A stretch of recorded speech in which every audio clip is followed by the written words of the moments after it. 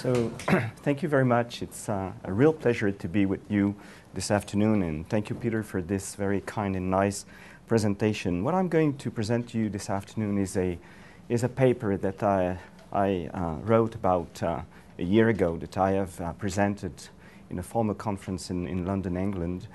It's still unpublished, not for long though. It's going to appear in two pieces in the new book that's coming out in about three weeks or a month, and it's going to appear as well in English in a book edited by Phil Buckner and John Reed from the University of Dalhousie, or Dalhousie University. So 200 years have passed since the Battle of the Plains of Abraham. With the exception of those who adhere to the myth history of the conquest as cataclysm, it is difficult to know how to interpret or commemorate this episode, how even to talk about it. In today's Quebec, a society in the throes of transformation and one seeking to forge a new sense of identity that is more inclusive and pluralistic, 1759 can seem like a ball and chain. This is why neither the government of Quebec, nor the government of Canada, nor the Anglophone organizations in the province were willing to take an official position regarding the ceremonies that eventually did take place in Quebec City in the summer of 2009, about 1759. Better, according to these bodies, to remain silent than to risk giving offense through word or deed. Implied, though unstated, was the cherished hope that time would erase the remnants of the battle's legacy. Yet, it is rare for time by itself to blot out established portrayals, especially when, as in the case of the conquest, they are constantly recalled. To change such a representation takes work. The historian approaches the task through a rigorous methodology involving, as you know, nuance, comparison of viewpoints, judicious generalizations or wise generalization, and reasoned discussion. All well and good, but can the historical method really offer a path towards the future by thinking through and moving beyond 1759, when the event until now has been held prisoner by a carefully constructed historical memory drawing on a narrow methodology that has forestalled the exploration of its full complexity? To answer in the affirmative would take a lot of optimism, for when method and memory go head to head, it is rare for reason to prevail over passion. Examination of two major debates dealing with the conquest, one directly, one indirectly, provides an opportunity to evaluate how difficult it is to challenge 1759 as a lieu de mémoire, a sad site of memory. One of them is the controversy that broke out over Quebec's new history curriculum, and you may have followed the old debate reading newspapers in Quebec. In April 2006, Le Devoir, a very well-known newspaper in Quebec, published a scornful and alarmist article reporting that Quebec's Ministry of Education planned to introduce a new and sanitized high school curriculum in which the conquest appeared neither as a chapter heading nor even as a central point of reference in the interpretation of Quebec's history. Henceforth, wrote Antoine Robitaille, a former friend of myself and a journalist of Le Devoir, the periodization of the past would depend on two themes that were less political, non-national, and more pluralistic.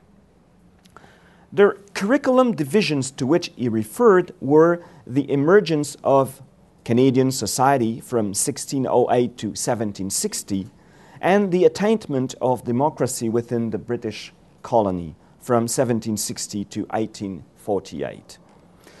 The article unleashed an avalanche of reactions which led the minister of the day, Jean-Marc Fournier, apparently taken aback by the outcry, to demand substantial modifications to the proposed framework. By the time the revised version appeared, the coverage of the period from the early 17th century to the mid-18th century had reverted to a more conventional categories. The emergence of a society in New France, 1608-1760, the change of empire, 1760-1791, and protests and struggles within the British colony, 1791-1848. Even these concessions, as you may perhaps imagine, did not satisfy the assailants of the ministry's initiative, who have continued since to denounce the multiculturalist and post-nationalist, putative multiculturalist and post-nationalist foundations of the new curriculum.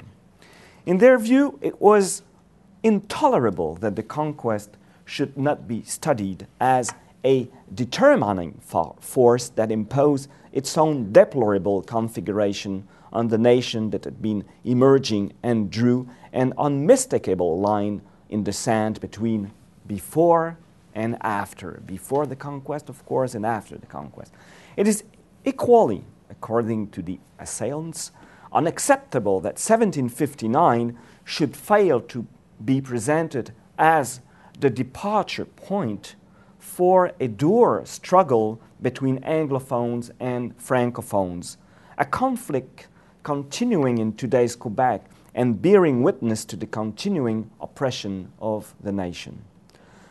Finally, always according to those who oppose the new curriculum, it is inadmissible that the conquest should not be interpreted from the perspective of a society already formed by the mid-18th century, its entire process of development and its national aspiration torn apart by invaders who were not only alien to the earlier historical trajectory, but who also fed their own vested interest by sucking the life out of Quebec economically, culturally, and through the intermediacy of the federal government politically. According to those who disparage the new curriculum, it is essential to return to a history of Quebec that put the nation at the center and restored the proper benchmarks of the national experience.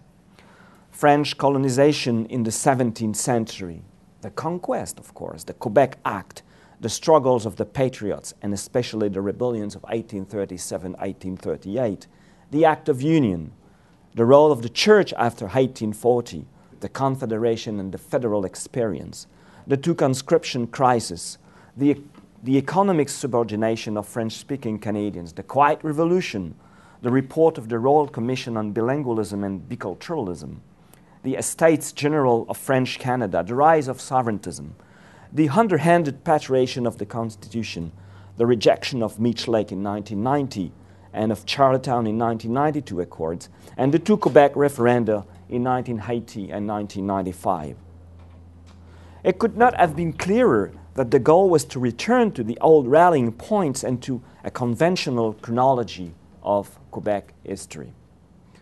But is this the best way of understanding today's Quebec society in all its complexity? To me, the answer is no, it is not. The difficulty with this particular no, however, is that it is frequently and prejudicially taken to have proceeded not from research and rigorous inquiry, but rather to be following a political imperative, and a cynical, subversive one at that. For this reason, many of those, including me of course, as Peter said, who take an alternative view of the Quebec history either keep a low profile, which is not my case, or are simply ignored in public forums, unless they are explicitly impugned and in a symbolic sense convicted of treason for their lack of patriotic sensibility. The other major controversy concerning 1759 ignited during the winter of 2009 after a decision of a federal agency to allow a reenactment of the Battle of the Plains of Abraham to commemorate its 250th anniversary, September 13, 1759.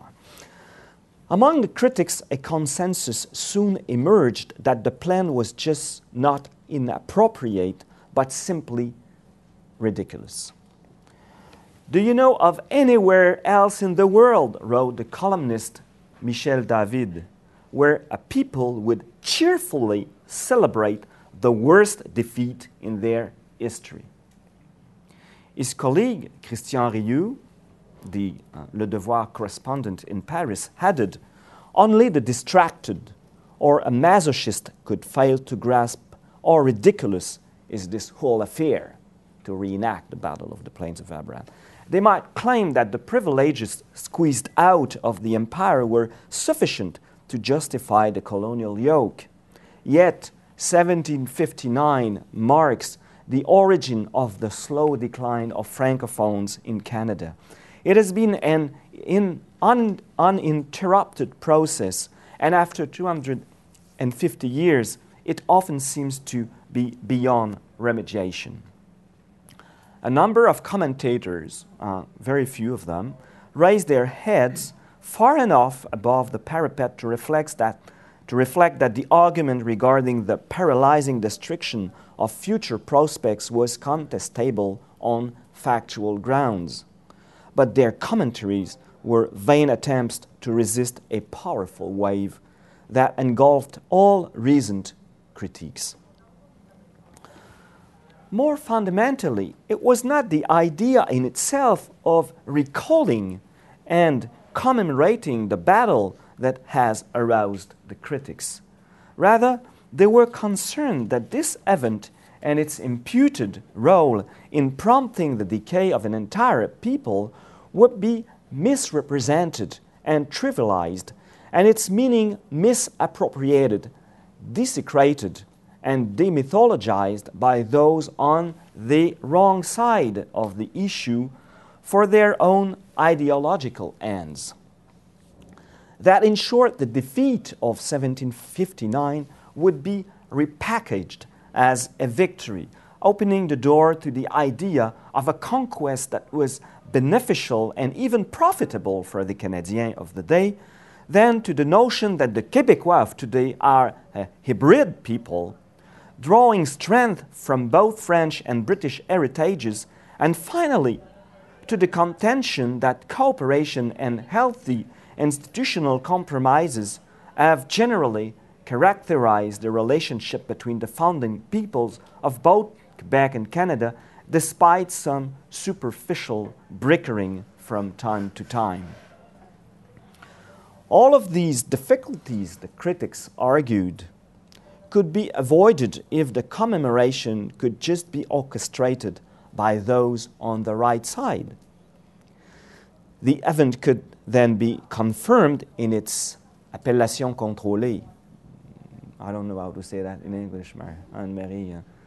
You know, on wine bottle you have appellation. How do you say that? It's appellation contrôlée in any language. That's fine.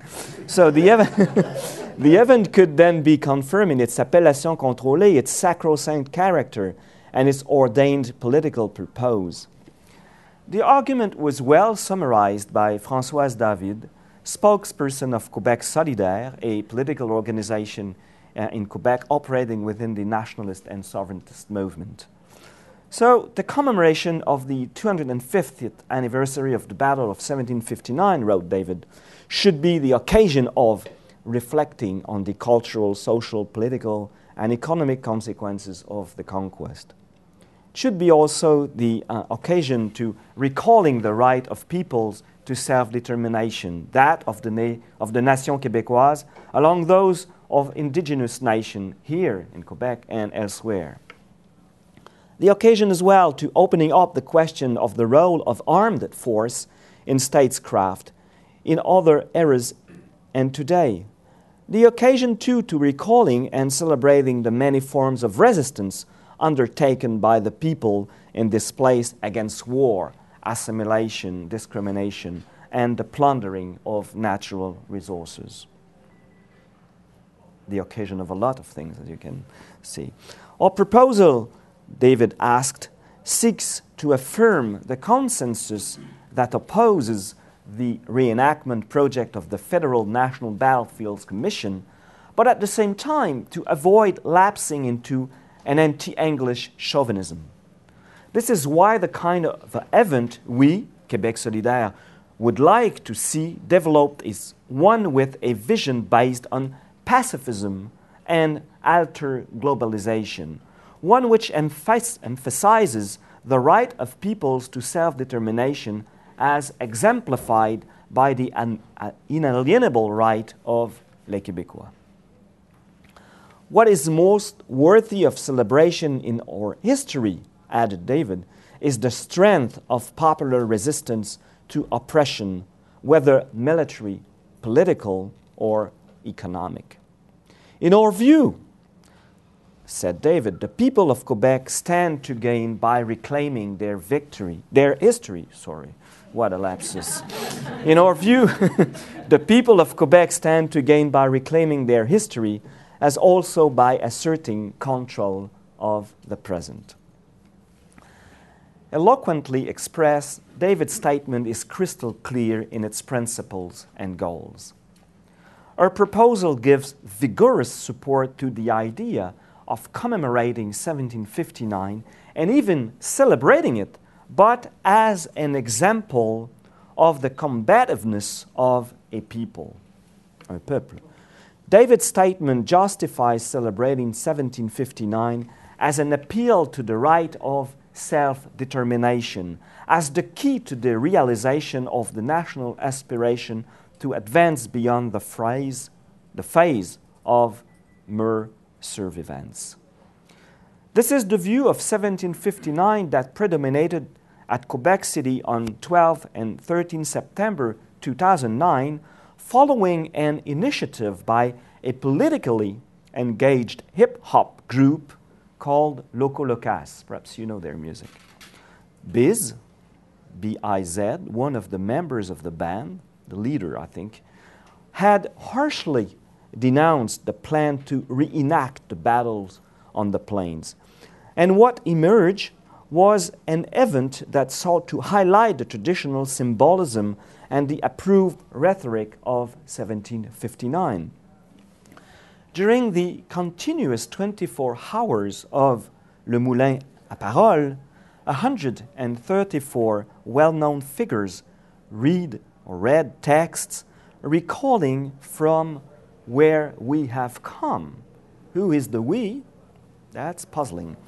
According to the organizers of this literary marathon, the selected passages which concluded with an unpublished piece by André Ricard entitled La 25e heure, the 25th hour, were intended to call to mind our history and to underscore the people's resistance from the conquest right up to our own era.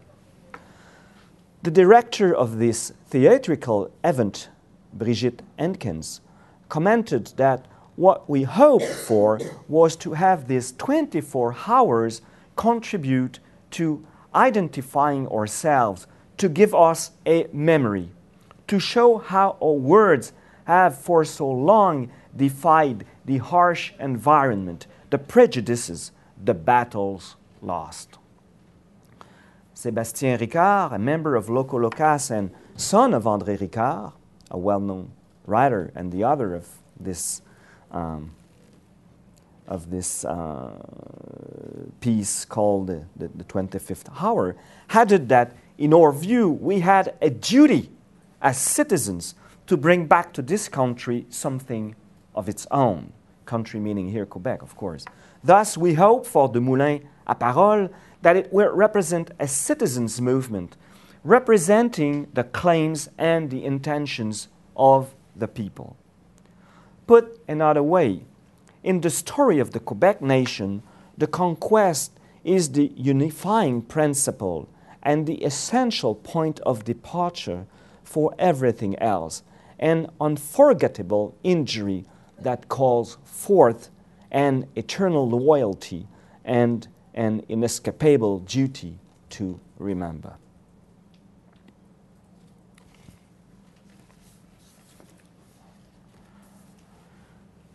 To move beyond 1759, what kind of narrative, interpretive framework would be needed? There are several possibilities. One could try to make the conquest less charged by downplaying the need to create identity, by immersing the event in a multiplicity of contexts, or by contending that it had not really changed anything for the Canadiens or even significantly affected them. Clearly, though, this approach would lead to serious underestimation of the significance of an episode that cannot, unless for purely ideological reasons, be relegated to being drowned in the ocean of history. Similarly, although the argument could be made that the conquest inaugurated a continuing process by which harmony and conciliation prevailed between Francophones and Anglophones, to such an extent that this historical legacy of cooperation could provide a sound basis for reaching consensus in today's Quebec, this contention would run into the reality that relations between Francophones and Anglophones have often been turbulent, to say the least, and that even today, reconciliation has not yet reached a point where the idea of a fully integrated nation québécoise is realistic. Moreover, one cannot ignore the fact that at times Anglophones' assertions of power were the causes of tensions and sometimes outright conflict. Another way of escaping from a historical memory of 1759, which has proved to be more constraining than liberating, would be to deny the entire notion that the conquest and ensuing developments had crystallized in the minds of the Canadians an inchoate national sentiment, one that was transformed during the 1830s into an explicit national aspiration, and that influences the political complexion of Quebec to this day. Any such suggestion, however, would be unduly confining, for to refuse to admit the role of national ambitions would be to ignore one of the most persistent fermentation in the historical experience of Quebec. So what to do? To speak about 1759 in such a way as to allow the discussion to move beyond the event does not require, in essence, and according to me, any attempt to deny, contrive, or stretch the truth. All that is needed is to confront the past in all its complexity, free from any teleological or theological scheme. We need to convey accurately the sense of a past which was ambiguous and confusing, where reality was no longer clear but configured in shades of gray, where individuals did not behave according to definable roles, and where entire societies were not polyphonic. The historian, it seems to me, needs to identify roadblocks and diversions in a society's course of development, rather than relying on any theoretical model, template, or preconceived framework, and to take an open and dynamic approach to portraying societies as malleable creations that exist in a constant state of adaptation and change. To define 1759 in this methodological context leads inevitably to the recognition of an ambiguous conquest. Better for me to say that in London or in Vancouver than in Quebec, eh? It was, according to me, of course, an imperfect campaign that had equivocal results, leading not to a harsh domination, but to a new beginning. Despite their intention and their initial actions, the British simply lacked the power to constrain a subjected population and to bend them to some imperial scheme. Never able fully to assume the role of conquerors, the British themselves soon began to forge linkages with the local population, incorporating usages and customs. Whether willingly or not, the regime had to reach the negotiated understandings that made the colony workable.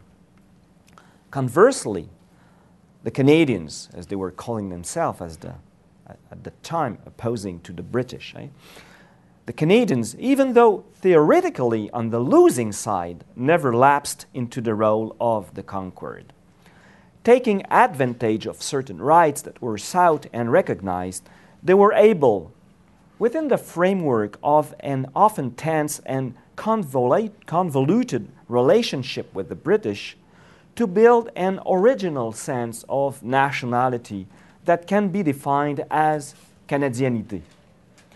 It became increasingly firm and established over time, though proceeding along lines that were moderate rather than radical, cooperative rather than secessionist, adaptive rather than inflexible, and polysemic rather than dominated by a single discourse.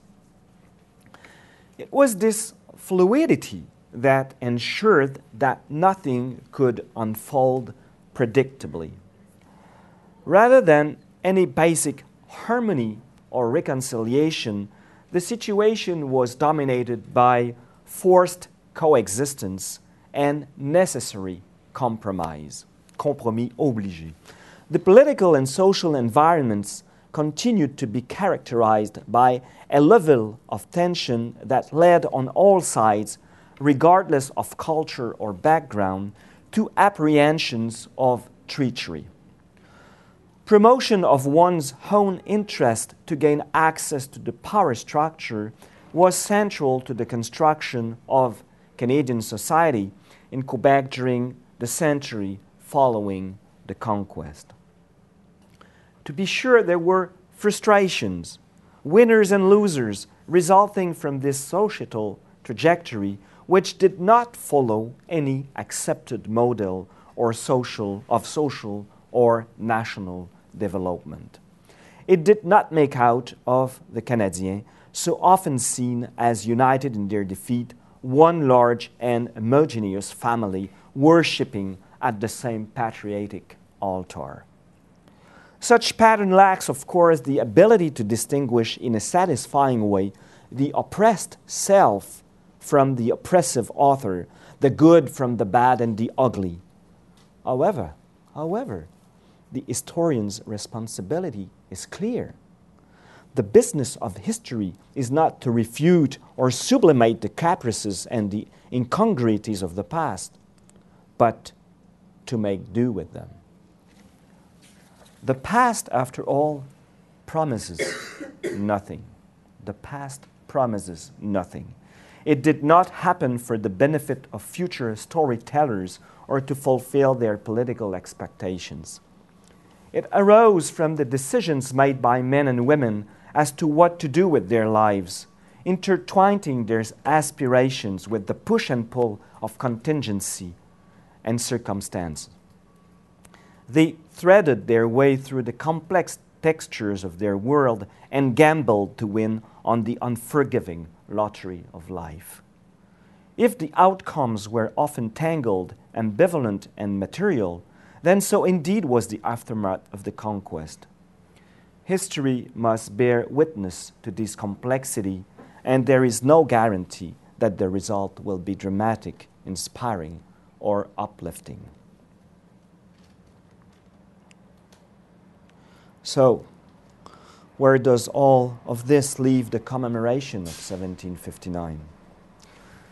The historian's task of investigating the complex realities of the past is entirely distinct from commemoration, which recalls the past for a present-day purpose. At present, The only accepted cause that can be served by commemorating 1759 is that of Quebec nationalism, defined according to the traditional canon, resting on the idea of the conquest as a radical turning point.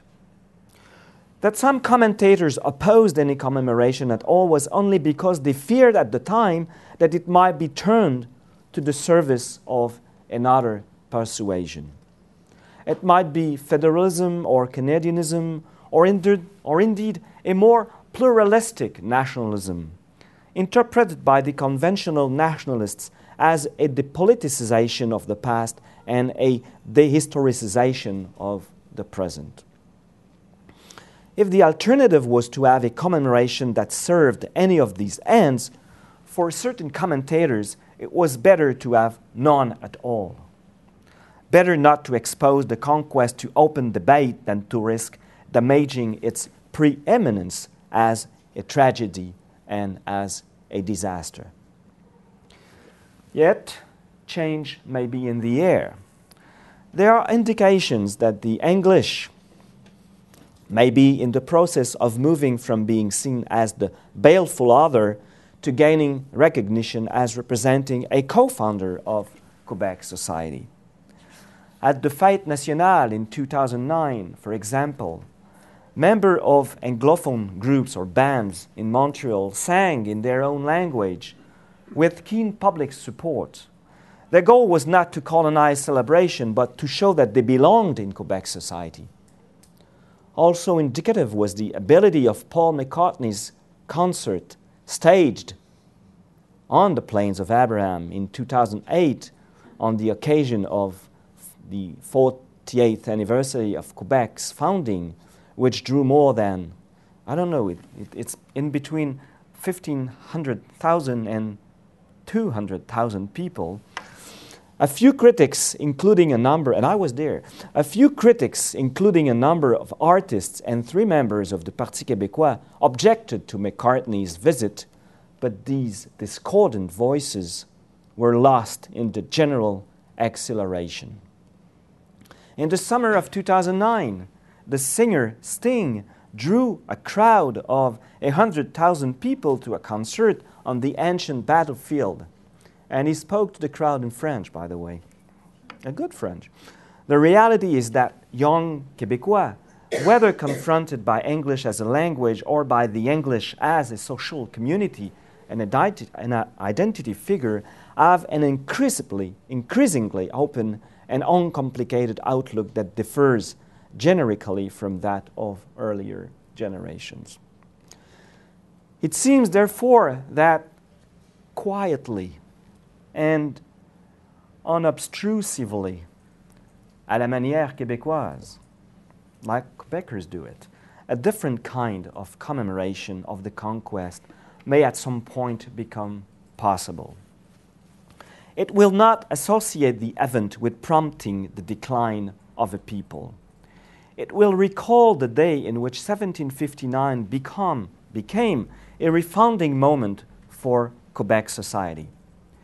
This process certainly entailed suffering and injury. I don't deny it. Key moments when societies are recast are not necessarily either glorious or shameful, victorious or ruinous, triumphal or dispiriting. They correspond rather to the episodes in which societies remake themselves, gaining strength through renewal and redirection. They are moments when societies undertake to reorient themselves according to a new point of reference, responding to new demands, adjusting and updating their sense of identity. Taking account of the past reality of 1759, and given that its portrayals have not exhausted its complexity or the subtleties of its meaning, the event can surely give rise to historical work that will reopen it to analysis, and in so doing, bring a breath of fresh air to its memory. Quebec society seems ready to embrace this phrase of reinterpretation in the interests of advancing its desire for renewal. The year 2034, which will mark the 275th anniversary of the Battle of the Plains of Abraham, may well signal the entire emancipation of the Quebecois vis-à-vis 1759. Through their commemoration, they may look forward rather than back.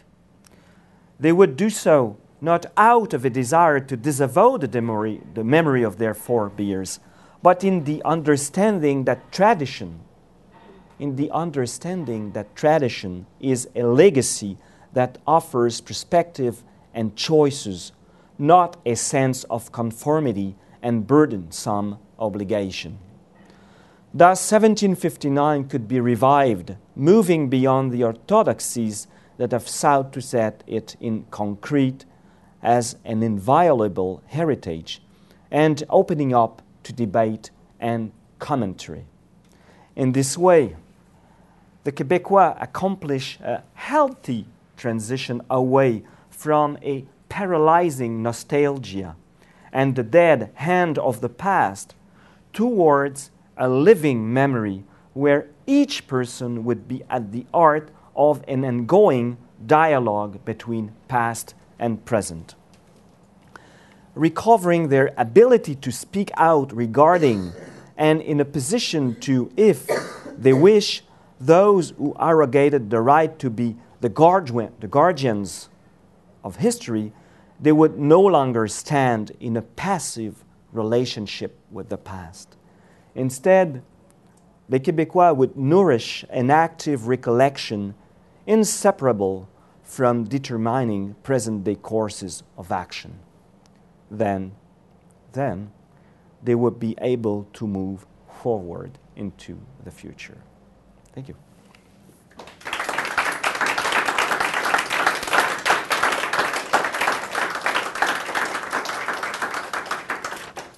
Thank you very much, Jocelyn. So we have time for questions, discussion. A lot of time.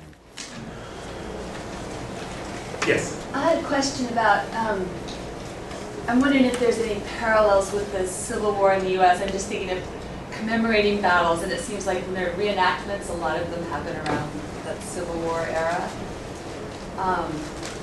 It was a wonderful talk. Thank you very much.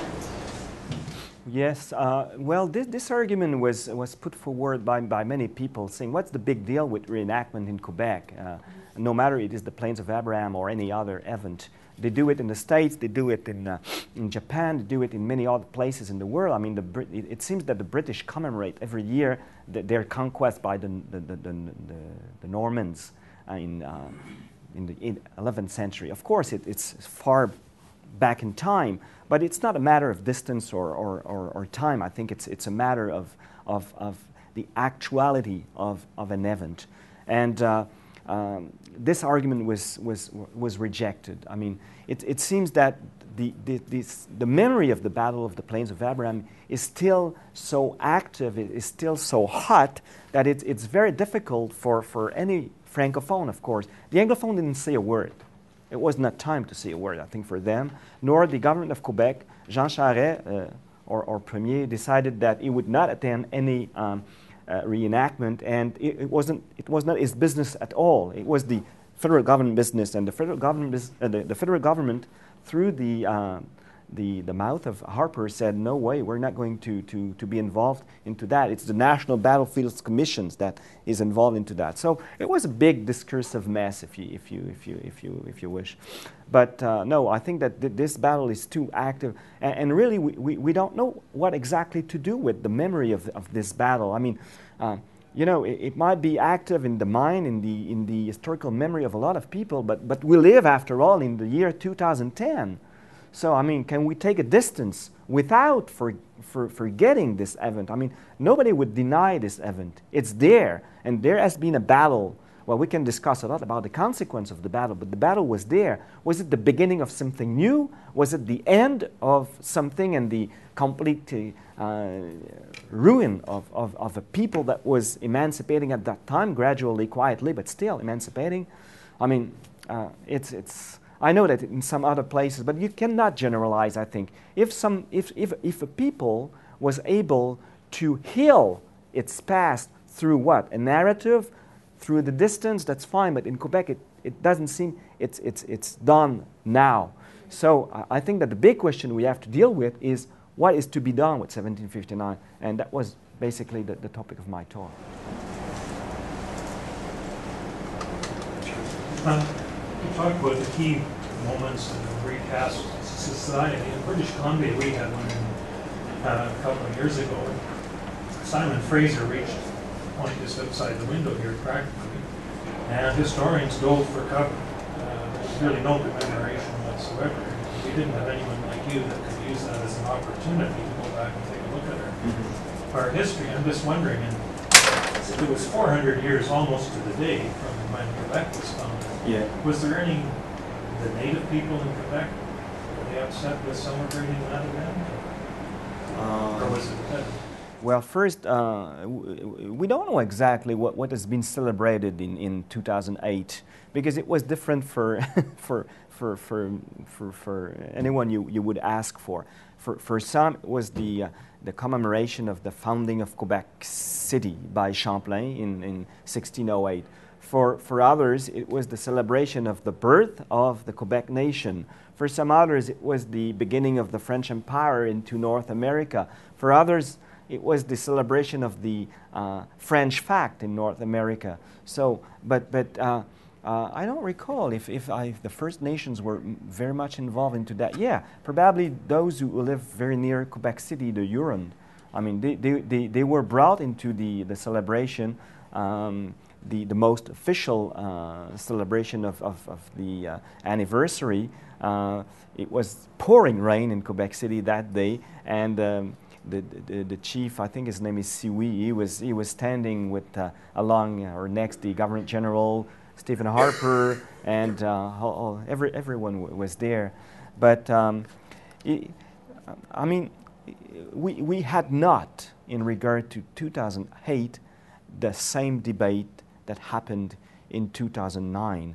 Like this year, for instance, we are 2010 as the celebration. There's always celebrations.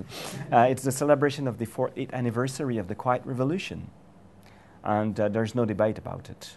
Well, I read in the paper that a journalist said it's curious to hear Jean Charest saying that he's the heir of Jean Lesage and the liberal tradition in Quebec who did so much and so good for Quebec, because when he took power at first, he said that we have to cut up we have to break up in a way with the Quiet Revolution, because it's now time that Quebecers take care of themselves and don't always ask everything to the state.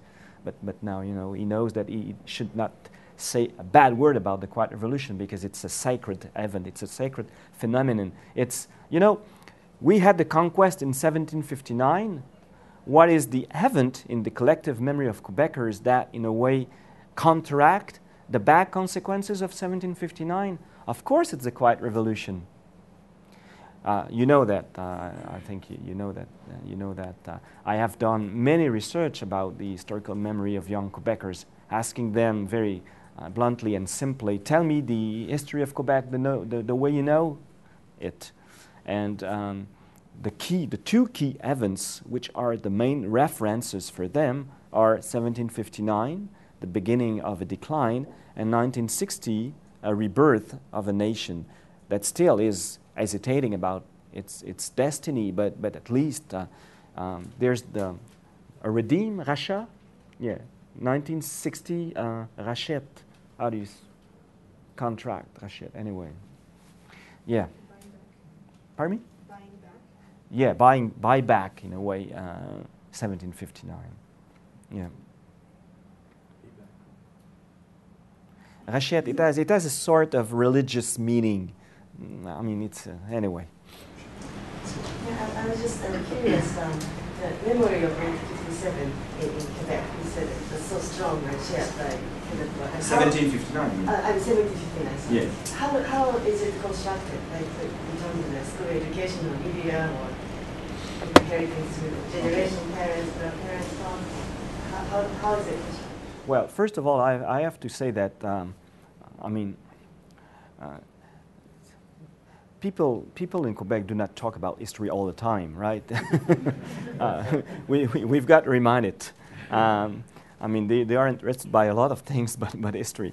When 1759 comes into a conversation outside the class, or outside a museum, or outside where, let's say, analytical or scientific knowledge is being produced, I think that the signification of the event is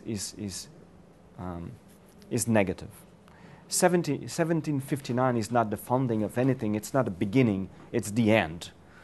For about 150 years, you had a French presence in the valley of the St. Lawrence, and the British for a long time tried to get that territory for themselves. I mean, it wasn't new, but in 1759, for different reasons, they put a lot of soldiers and stuff and boats and finally got it. So that was the end.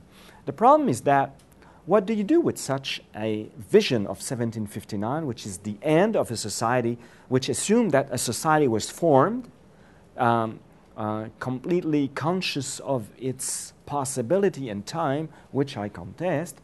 What do you do with such an interpretation when, on the other hand, you want to construct a vision of the history of Quebec that will bring all Quebecers of today, Anglophones, Francophones, those we call allophones, which means no French or no English background, to be part of a civic nation? You've got to deal with the past in that regard.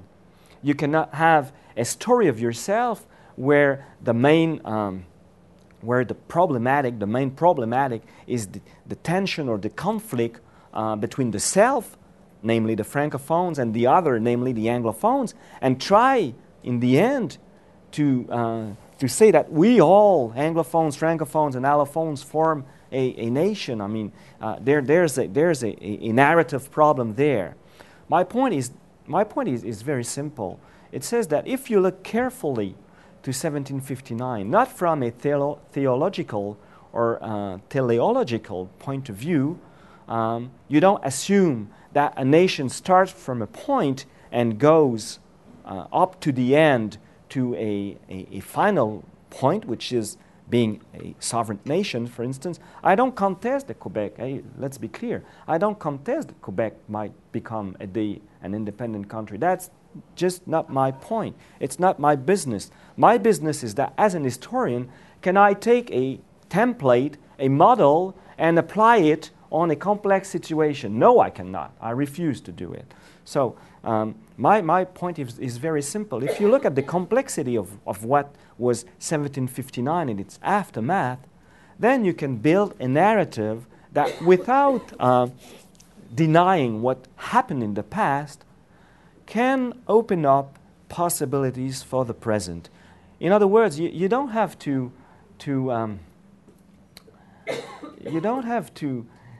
imagine very subtle narrative or very fussy narrative to prove your case. You just have to look at the past and build upon it. And I think that there's no reason why people in Quebec today wouldn't want to belong to this Quebec nation or to this Quebec society because of the past. You were present in the seminar yesterday and to my conference the other night, and I think that my task is quite easy.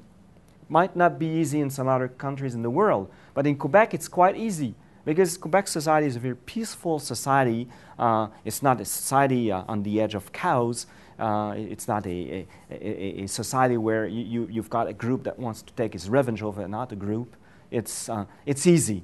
Because of this political reason, I think as an historian, you can be blunt about the past. You can tell the past, has it happened? Of course, I'm not stupid. I know that it's almost impossible to say everything about the past. But I mean, you don't have to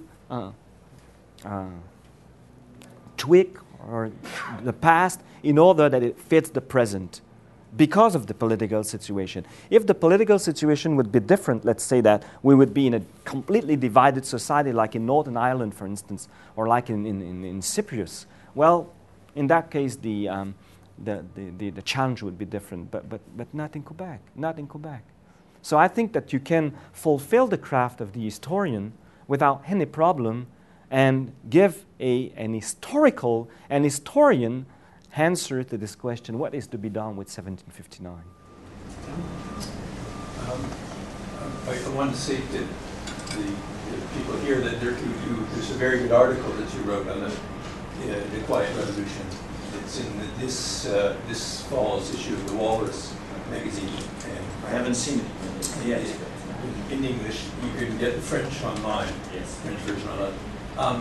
I wanted though to correct something you said. I think at the Paul McCartney concert there were 250,000 people here. Well, yes. Counting, and I'm sure there was. No, but that was the official number given by the organizers of the event.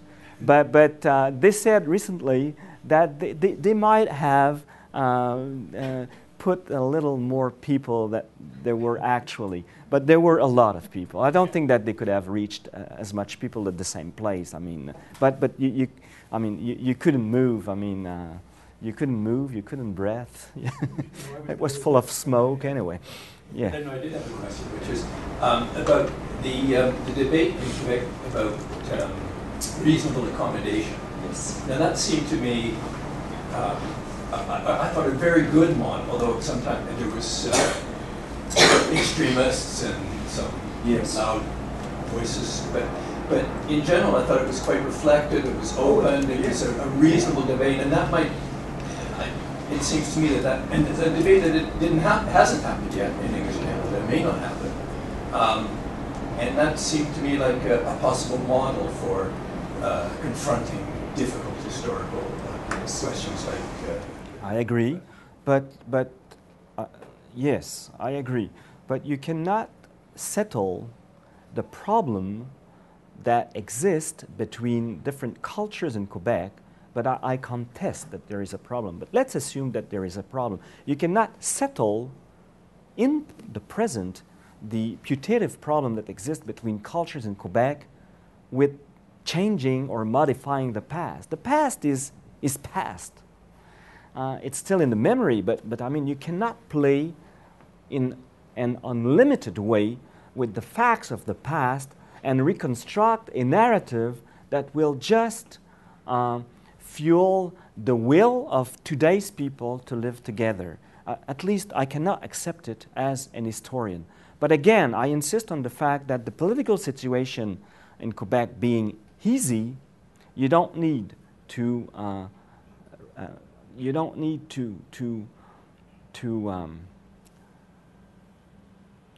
rebuild the past in a sophisticated way, or anyway. The other point is that it was a moment of collective reflexivity, but the question I have is that it seems that 3 years ago, Quebec was on the edge of exploding because of this tension between cultures. There, the commission, and 3 years after, we don't hear anything. It seems that there's no more problem. My feeling is that it wasn't that problematic 3 years ago, and I think the situation is about the same. In any society of the world, you will have always tension between cultures, even between people of the same culture. You will have tension between people belonging to different social classes. You will have conflict between men and women. I mean, conflict, tension is part of any democratic society. And it takes some time for immigrants to integrate a society. It takes a generation. Patience is not a virtue in our postmodern age. But I think it has been like this for centuries, and it's going to be like this. If someone comes to Vancouver, it can take a generation before he really incorporate the local society. It's exactly the same in Quebec. So there is tension. But my feeling, my thesis would be that in the praxis of everyday life, people resolve those tensions in an accommodating way. But intellectuals in Quebec, postulates that this society is so fragile, is so vulnerable, that it's always on the edge to explode. Think what you want about it, but I don't buy it. I don't buy it. You commented on historical memory of young Quebecois, the historical memory. How could you comment on how that compares to the historical memory of the previous generation and the previous two generations? I'm sorry, I just don't know, because there is no surveys. It's not actually a survey, but there is no studies that have been done in the past about the historical memory of young Quebecers. The corpus that I have gathered so far contains over 4,000 very short narratives of young Quebecers aged from, let's say, 14, 15 to 25, so from secondary, cégep, and university. Well, it's a huge corpus. We have started to analyze the whole thing. If you are interested, there is an article that has been published in Peter's book, Theorizing Historical Consciousness, which was based on the initial of this study. And I have published another article in French in the Revue d'Histoire de l'Amérique Française, where I tried to measure the role of the history course that was taught in secondary 4 upon the historical memory of young Quebecers. And I could prove, I think, that this discourse has an important impact in the making of their historical mind, in the making of their historical consciousness. And now the big debate is whether the new history course, which is called History and Citizenship Education, which is not a national history course, but which is, to my view, very close to it, will modify the way young Quebecers relate with the past. Now, the other question you could ask, because it's easy to ask young people to say, to write about the history of Quebec, right? They will mobilize a lot of information and structure a narrative that is very simple, but because of the simplicity is very strong. Now, do they believe in that narrative? That's another question. I'm not so sure that they believe in it. You know, I mean, you ask them to tell the story of Quebec, so they go into their mind, take what is hooked to I don't know where, and pitch it to you. But after that, I mean, what do they do with that? My thesis would be that those who get involved into the politics will probably select some events that would fit their political ideology or their political perspective. But most wouldn't care at all. I mean, you know that about 5% of young Quebecers, and perhaps numbers are exactly the same in the rest of Canada, about 5% of young Quebecers will do history after secondary. 5% only. What about the others? Some of them would be, I mean, amateurs, historian, but most of them wouldn't care. They wouldn't care about history more than I do care about chemistry or physics, for instance. Well, actually, I don't care about chemistry. Physics, I'm not a fan, but I've always been fascinated by physics and mathematics, but I guess why I ended up being an historian, because I'm completely nul with numbers. Has there ever been a comparison of how Anglophone students are socialized and what their history is, or the history that they learn in secondary? Oh yeah. That's an aspect of my study, because I didn't discriminate the Anglophones, the Francophones, and the Allophones. It was more difficult to have copies or stories from the First Nation young people. But I've got a lot of Anglophones, and they contextualize the history of Quebec in a different manner. Because basically it's the same program, right? But of course, in class, the teacher may insist more on a sequence of events, but it cannot avoid 1759. How is it being explained? Well, it has to be explained in a way because he doesn't want that his student fail at the exam. But I don't think that there's any question about 1759 anyway. But they contextualize the history of Quebec in a different way, putting more Canada, putting more North America, while the Francophones are very much focused on Quebec. And this is not surprising. It can be explained by the fact that, after all, Francophones in North America are a minority. So it's not a matter of nombrilisme, but it's a matter of we've got to be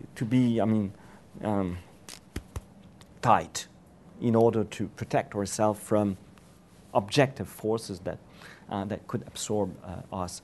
And they have some problem. They may speak about 1759, they may speak about 1837, but they're not stupid. They know that if they speak about these events in a way, then they will be the hearers of the bads. And nobody wants to be the hearer of the bad. So they have to use different narrative strategy in order to speak of the event, but in a way that it's not that bad, right? And they have some problems too to identify with the Quebecers. There's an ambiguity there. I mean, they know that they are part of this society, and on the legal side, I mean, there's no confusion there. All inhabitants of Quebec, First Nations, Anglophones, Francophones, Allophones, extraterrestrials that that live in Quebec are Canadian citizens and Quebecers because they pay tax to the government of Quebec and so on and so forth. So there's no ambiguity there. But on the symbolic side, are they really part of this we? To which extent this we is really inclusive? So, for instance, they have a lot of difficulty to identify one character, one English character that is part of this story. It's like that they are in and out at the same time, like the Quebecers in regard to Canada. They are in, but out in the same time, and they like to be in and out. I don't know if the Anglophones in Quebec like to be in and out, but we are in the middle of an ambiguity, and I don't think it has been settled, nor politically, nor discursively, nor memorably, nor historically, I think. But on the legal side, there's no confusion. So, yeah. But I need to go beyond that. What does interest me very much is to dig into the narrative strategy that are used by the young Anglophones, because kids are brilliant, right?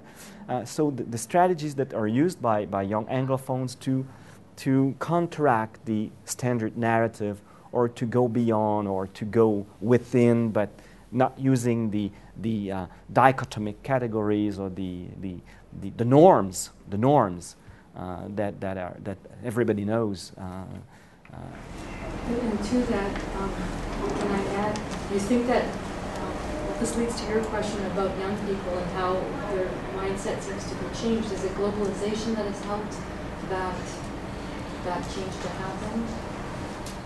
Yes, but that's a different question. I think at the question, tell me the story of Quebec the way you know it. Global trends will not supersede the standard narrative. It doesn't mean that they are not aware of this big context, but the stream of their narrative, the main of their narrative is really the standard narrative, the one that is full of memories and that is produced by a lot of people who are not professional historians and who do not deal with history in an analytical way, I'd say. Now, of course, young Quebecers are like any young in the world. I mean, they speak more and more languages, at least French and English, because with those two languages they can communicate with a lot of people all around the world. Their agenda, their horizons is changing from the former generation, of course, and that may explain why the sovereigntist perspective now in Quebec, and this is not a political statement, but I think that any observers would admit that it's now declining, which doesn't mean that Quebec might not will not become independent. Nobody knows. I mean, it's not predictable. There's no logic behind it. But it seems that the new generation is enlarging its horizons, is having a different agenda, and the key word for them is neither independence or dependence, but interdependence, which is very congruent, I think, with one of the buzzwords of our time. Would you please comment on what you see as the role played by music in the collective memory of the Quebecois? I noticed that you mentioned several musicians and songs. Yeah. Yes. Well, I mentioned locaux. They are very much involved into the politics. I mean, they have created a song that was very detrimental to Jean Charest, and a lot of young people were singing it. I don't recall the words.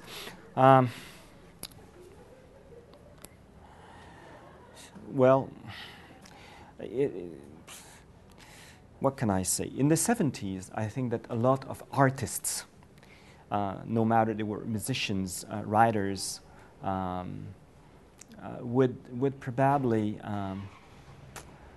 accompany the society in its move, in its nationalist move. But don't take the word nationalist here in a negative sense. In its move to become something different. Now, it's different artists, of course, but they are often accused by some commentators that they have given up with sustaining this move. Take Robert Lepage, for instance, who is a very well-known, I don't know how to describe Lepage, he's a creator. He's doing the new opera at the Metropolitan in New York. I mean, this guy is based in Quebec City. He's a Quebecer. He's been socialized in this country, in this place, in this country, if you wish, in this nation. And he would say of himself that he's from Quebec. Even he would say he's from Quebec City. But I mean, he's everywhere in the world. He create forms. He create theatrical landscapes that belong to a sort of universal culture. He's a writer of his time. And he's accused by some commentator. I don't know if you have seen this production on the grain silos in Quebec City, le moulin, not le moulin à parole, le moulin à image. It's just fantastic. I mean, for 40 minutes, you're outside, and the screen made by the grain silos, you understand? Silos, is like a screen, a very large screen. And there's music, and there's images going on this amazing and enormous screen. And he has been accused by a friend of mine, Joseph Yvon-Thériault, that it wasn't political enough. You know, as far as I'm concerned, artists are artists. They're not in the business of politics. They have to create forms that belong to, I don't know what, perhaps universal culture, but it's the same as historians in my mind. They don't have to belong to a political party. They shouldn't be rooted into an ideology. They look at the past and they try to build out of the past the best narrative possible. It pleases you, fine. It doesn't please, as Trudeau would have said, mange la marde. No, that's not a good word. But I mean, you've got to have a sort of distance between, I think, what people may expect from you, and I think that Lepage, even Michel Tremblay, you know the role that Michel Tremblay had in the I would say rebirth or not rebirth, but transformation of Quebec literature in the 60s. I mean, he's a key man, not only for Quebec, but more universally, because his playwright has been performed everywhere on the planet, and he's been translated in many languages.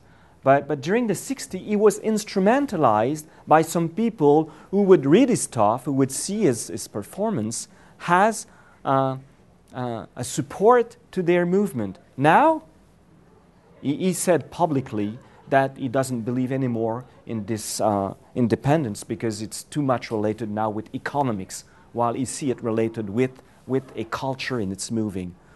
Well, the Quebec culture is moving very far, very, very, very well, and I don't think it's related to any politics. I mean, so he's been accused by some people to have given up because of his age. No, because it seems that he cares less about that.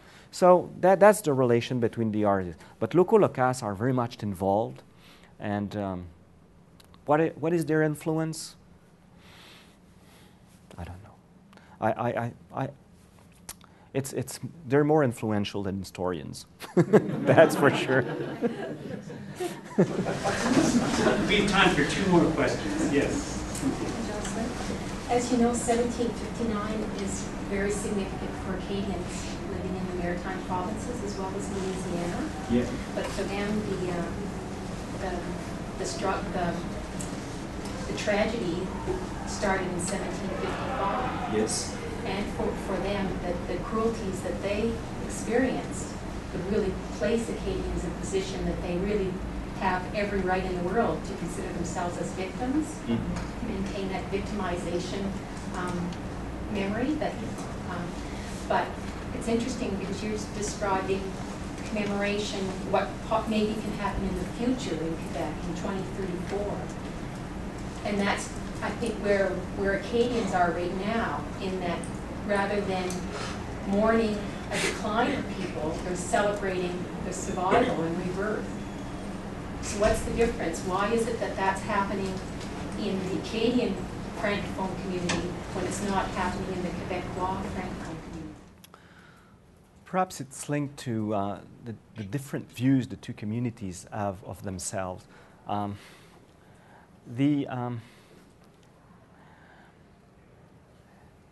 Quebecers see themselves as a political nation. Their drive is politically articulated in a very strict sense. While the Acadians do not see themselves as a nation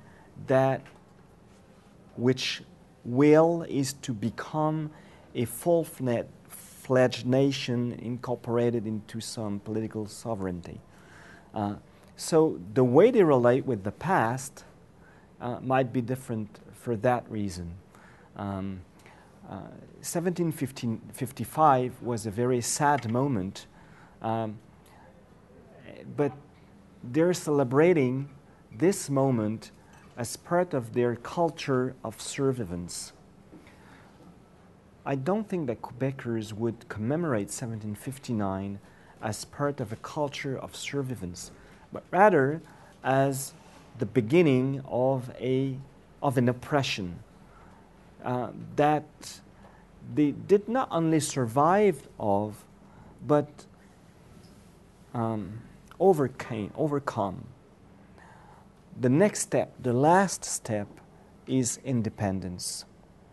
So I think that it opens up a new possibility of interpretation. My suggestion is to go over that. It's to go further than that.